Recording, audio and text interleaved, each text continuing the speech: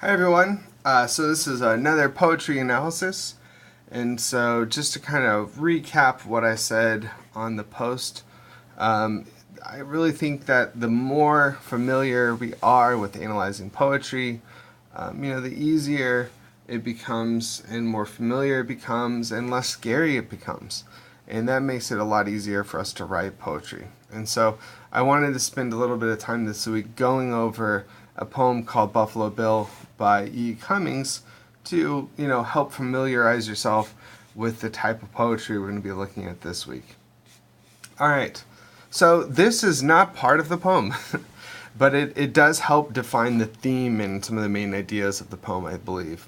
So this phrase, sic transit gloria mundi, basically means the glory of the world passing away.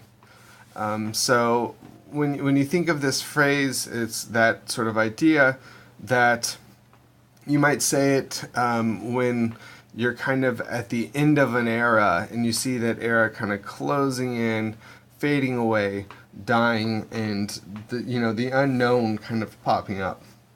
And so you could think of just kind of in American history, there's been many time periods where there's this sort of, kind of twilight of one era, and the people in that era just sort of, kind of being confused, scared, that sort of thing, for this new something on the horizon. And, this is not just an American thing, of course.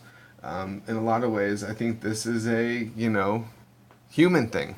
And so this phrase is obviously old and, has been applied to many different situations. But at the end of the day, the main thing we can look at in terms of its relation to Buffalo Bill is this idea of the glory of one era fading away into another. So why don't we get into the poem itself? So Buffalo Bill is probably unlike anything you've ever seen before, just in terms of its use of negative space. Okay? So let's talk about that just for a moment. If you look at the use of negative space, many people have noted that it looks like a gun. I'm not huge on that interpretation, but I get what people are saying there. If you look at it, it does kind of look like a gun. And, if you squint really hard, I think it maybe even looks more like a gun. And obviously, Buffalo Bill used and had a gun, and that's sort of a big part of his persona. But I don't necessarily think that that's a huge part of, what we should notice about the negative space. The use of negative space in this poem in particular is trying to get to us to read it a certain way. And so if we look at certain lines, one of the things we'll look at is how we are meant to read the certain lines, and the use of negative space informs us of how to read those. So let's look at the first line of this poem. So Buffalo Bill's defunct. Okay? Now, one of the things you'll notice here is the author's use of enjambment. I don't know if you remember this term, but it's the sort of the breaking up of a sentence between a line or multiple lines. And so we see Buffalo Bill's defunct. So first off, we need to talk about who Buffalo Bill is, and then we can look at the word choice in a little bit. Anyway, Buffalo Bill, for those of you who may not know, was a sort of, he had, I don't want to call it a circus, but I guess a show, like a Wild West show that toured around. Sounds awfully like a circus, but anyway, he would tour around kind of trying to give people a taste of what the Wild West was like, right? Now, when he's doing this, the Wild West, as we understand it or think about it in popular, culture, still existed, sort of, kind of, not really. So around the 1890s, the U.S. government, kind of closed the end on expansion because, quite frankly, there's nowhere left to go. And so this is always kind of seen as the signaling of the Wild West being, tamed in a way, or that Wild West is changing. And so, this is happening in the 1890s. Buffalo Bill is doing a show around this time up until the early 1900s. So, in a lot of ways, Buffalo Bill's show is kind of it's both eulogizing this Wild West time, but also kind of reproducing it. And so Buffalo Bill, in a lot of ways, is this kind of figure that sort of represents the Wild West, but also kind of is, represents the twilight of it, the death of the Wild West in a lot of ways. Because, he is very different than the other figures in the Wild West in the sense that, he takes the sort of Wild West and reproduces it as a show, and he's, more of a P.T. Barnum type figure, I would think, than, sort of the outlaws that we kind of popularly think of in terms of the Wild West. And so I think that that's sort of informs the word defunct, right? When we think of the word defunct, that usually relates to a business, right? We think of, Toys R Us is now defunct. They are no longer around. We don't usually use that word to describe a person. So I think that that kind of shows us, the subtle playfulness that E. Cummings employs here with his use of language. All right, so let's get a little further down. So if we notice, the next couple lines are indented. So again, with the use of negative space, that's forcing us to read it a certain way. So for example, when I would read it, it would be something like Buffalo Bill's defunct, who used to ride a water smooth silver stallion and break 1, 2, 3, 4, 5 pigeons just like that. Jesus, he was a handsome man. So I'm going to stop there because there's a tone shift, and we'll talk about that in a little bit. But the idea here is that all that negative space is telling us to pause, like, hey, slow down or speed up. This is sort of like music in a way, and that's the use of negative space and how Cummings here smushes words together, right? As you can see, my Microsoft Office is going crazy saying you can't do this. But yeah, in a lot of ways, the use of negative space and enjambments, smushing words together, these are like musical notations. Like if you've heard music, there are certain little notes that you can put on the page to tell people to play things a certain way and a certain speed, that sort of thing.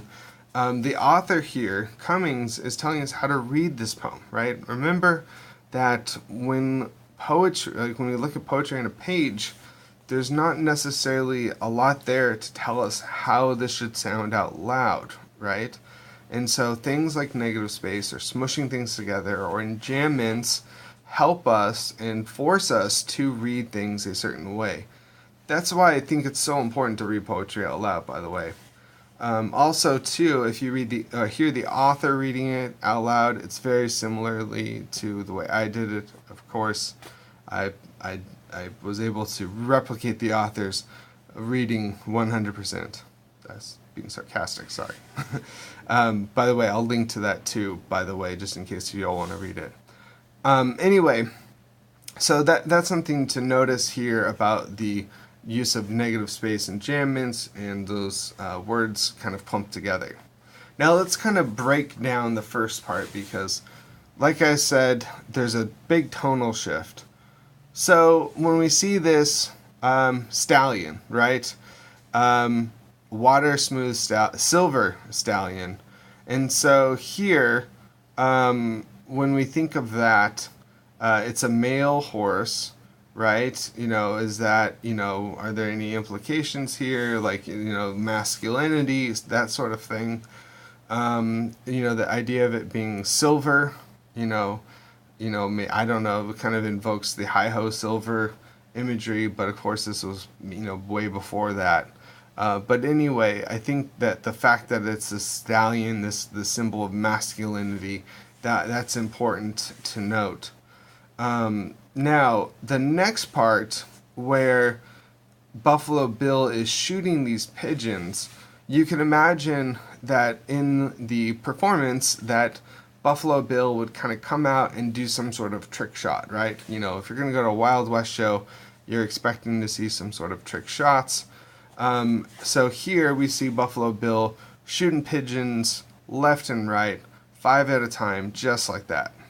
Now, the word that I think is really interesting here is break, right?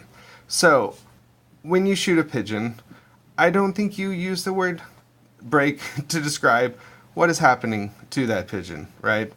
That I've never shot a pigeon before. I'm going to be honest here, but I can imagine that this is not the word to use to choose. However, there are things that break that are pigeon-esque. So there are something called clay pigeons, right?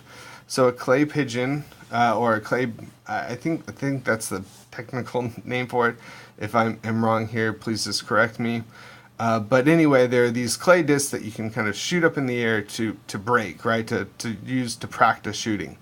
And so, here I can imagine that there's this sort of inference that the pigeons that this person is shooting are not actual pigeons, but sort of replica pigeons, right? And that's why they're breaking and not, doing what real pigeons would do.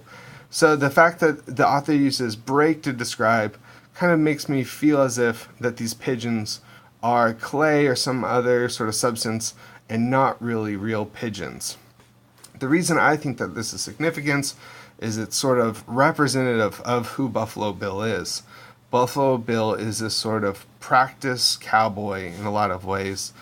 Not practice, but sort of replica cowboy, fake, cowboy that sort of does this trick shot, but it's all sort of a game. It's all phony. It's they're clay pigeons, they're not real pigeons. He's defunct. He's a business. He's not a real person. So I think these sort of really subtle word choices kind of clue us into the real subtle humor and irony that Cummings employs. All right, so let's go to the next part. So, I'm getting a little winded here. The next part, the reason I think this is so important is that there's this big tonal shift. So there's a kind of a neutral tone, I would say. I don't think it's completely neutral because you can tell there's a lot of admiration for Buffalo Bill in the beginning, but in the second part, that's where there's this focus on the actual person narrating it, right? So let's go to that part real quick. He was a handsome man, and what I want to know is, how do you like your blue-eyed boy, Mr. Death? So, gets kind of creepy here. But, this is not a simple sort of, poem eulogizing someone. It's a lot more complicated than that. And you can see that, the author or the person narrating, because I don't like to confuse the two in terms of like the narrator and author, but the narrator here has, some of really confusing feelings toward Bill in terms of, this admiration, but all kind of subtle digs at him. And so the last part here, how do you like your blue-eyed boy, Mr. Death? It's, to me, is just really kind of interesting and also out of left field. There's, I think at the end of the day, there's just this sense of anger. Oops, we lost the poem. This sense of anger from the narrator about what death has done. And maybe you can take that this is something, the narrator's angry about in general. That's kind of up to you.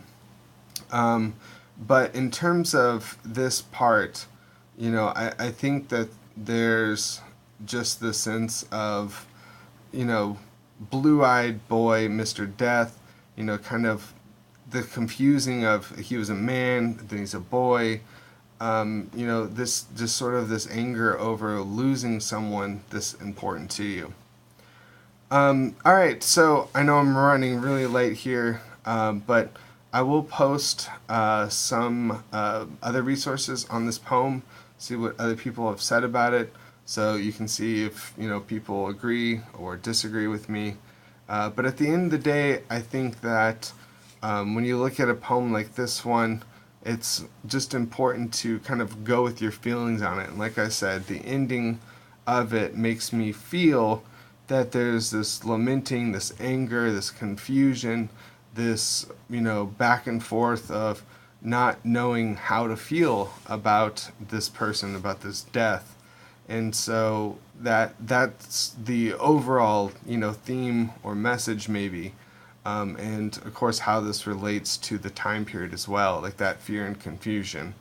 And so the passing away of, generations and people who represented those generations. So that, one of the reasons I picked this poem is there's just so much and so little. And so, I really hope you enjoyed it. Sorry that this ran so long. And if you made it this far, thank you so much. And if you have any questions about this poem or like to comment on any of the things I've said in it, please just do the Ask the Instructor area or in the discussion board, and we can sort of talk about these things. All right. Thank you very much. Bye.